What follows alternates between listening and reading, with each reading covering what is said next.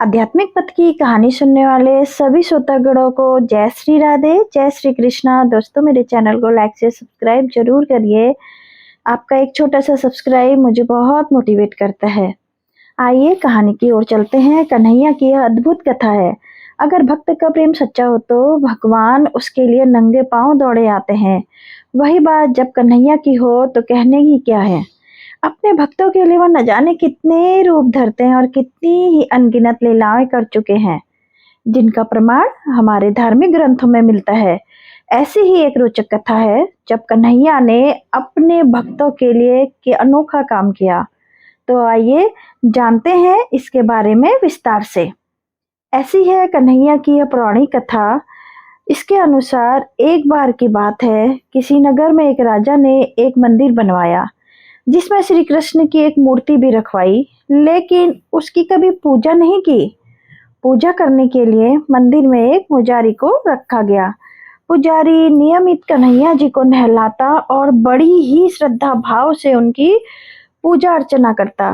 राजा भी रोज कान्हा जी के लिए फूलों की माला भेज देता था और जब वह दर्शन करने आता तो पुजारी उस माला को उतार कर राजा को पहना देते।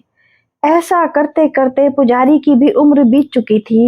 एक दिन किसी वजह से राजा नहीं आ सका तो उसने एक सेवक के हाथ मंदिर में माला पहुंचा दी और कहलवा दिया कि आज वो मंदिर नहीं आएगा, इसलिए पुजारी जी उसका इंतजार ना करें।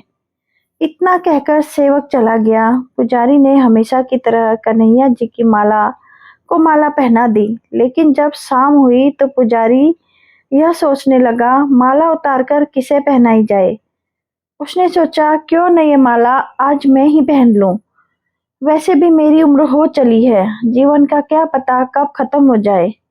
इतना सोचकर पुजारी ने माला उतार कर अपने गले में डाल ली, लेकिन इतने में ही सेवक आ गया और उसने बताया कि राजा की सवारी मंदिर में पहुंचने वाली है। राजा की सवारी आने की बात जब पुजारी ने सुनी तो वह डर गया। उसने सोचा कि अगर राजा ने उसे देख लिया तो वह तो मरवा ही डालेंगे। आनन फानन में पुजारी ने माला उतार कर वापस कन्हैया जी को पहना दी। जैसे ही राजा अंदर आए तो हमेशा की तरह पुजारी ने माला कान्हा जी के गले से उतार कर राजा को पहना दी, लेकिन माला पर लगा सफेद बाल देखकर राजा समझ गया कि पुजारी ने यह माला स्वयं ही पहनी थी। बस फिर क्या था, राजा क्रोधित हो उठे और उन्होंने गुस्से में पुजारी से पूछा कि माला पर सफेद बाल कहाँ से आया। तब राजा की बात सुनकर पुजारी डर गया और बोल पड़ा, ये तो कन्हैया जी का है। अब तो राजा और भी क्रोधित हो गया, क्योंकि कान्हा तो भगवान है और उनके बाल सफेद कैसे हो सकते हैं। इसलिए राजा ने फरमान सुना डाला कि कल श्रृंगार के समय ही राजा खुद आएंगे और देखेंगे सच में ही कान्हा जी का सफेद बाल है या पुजारी झूठ बोल रहा है। उन्होंने कहा कि अगर पुजारी ने झूठ बोला होगा तो उसे फांसी दे दी जाएगी।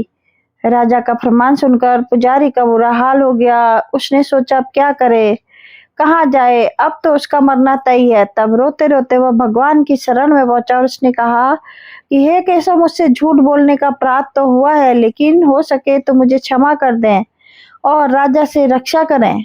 पुजारी ने कहा कि हे माधव, आपकी सेवा करते करते मैं वृद्ध हो चुका हूँ, अब आप मुझे माफ कर दीजिए, ऐसी गलती दोबारा नहीं होगी। यही कहते कहते पुजारी की न जाने कब आंख लग गई और उसकी आंख तब खुली जब सुबह हो चुकी थी। उधर सुबह होते ही राजा भी आ गया और कहने लगा, आज कान्हा जी का श्रृंगार वह खुद करेगा। ऐसा कहकर जैसे ही राजा ने कान्हा जी का मुकुट उतारा तो देखा कि श्री कृष्ण के तो सारे बाल ही सफेद हैं, लेकिन राजा को फिर भी यकीन नहीं हुआ। उसने लगा कि फांसी के डर से पुजारी ही बालों को रंग दिया होगा। राजा ने सोचा कि क्यों न कान्हा जी का एक बाल तोड़कर देखा जाए। उसके बाद राजा ने कान्हा जी का एक बाल तोड़ लिया, लेकिन जैसे ही बाल टूटा कन्हैया के सिर से खून की धारा बहने लगी। यह देखकर राजा भगवान के चरणों में गिरकर माफी मांगने लगा।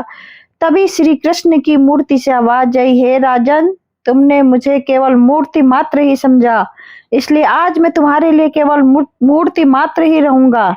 लेकिन पुजारी ने सच्चे मन और पूरी श्रद्धा से मेरी भक्ति की है, इसलिए उसकी अनन्य भक्ति को देखकर मुझे अपने बाल सफेद करने पड़े। कन्हैया जी ने कहा कि भक्ति में कभी भी संशय नहीं होना चाहिए और सच्चे भक्त की लाज तो मैं कभी भी जाने नहीं देता। जय श्री कृष्ण कन्हैया, जय श्री राधा, जय श्री कृष्णा।